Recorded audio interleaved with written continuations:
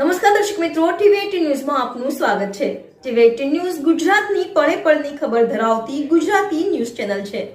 હવે જોઈએ મુખ્ય સમાચાર। જયપુરમાં નશામાં ધૂત કાર ચાલકે 9 લોકોને અડફેટે લીધા, બેના ઘટના સ્થળે જ મોત નીપજ્યા।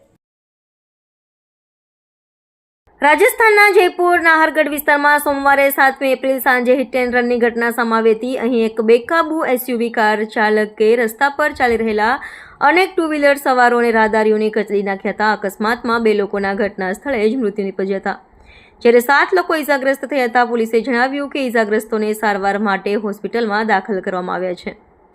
કાર ચાલક નશામાં હતો। અહેવાલો અનુસાર આ હિટ એન્ડ રનની ઘટના રાજસ્થાનના જયપુરના નાહરગઢ વિસ્તારમાં બની હતી। આ ઘટનાનો એક સીસીટીવી ફૂટેજ પણ સામે આવ્યો છે। વિડીયોમાં જોઈ શકાય છે કે કેવી રીતે એક બેકાબુ સફેદ કાર અનેક વાહનોને ટક્કર મારે છે। અકસ્માત બાદ સ્થાનિક લોકોએ તાત્કાલિક કારનો પીછો કર્યો, તેને ઘેરી લીધી હતી અને ડ્રાઈવરને પકડીને પોલીસને સોંપી દીધો।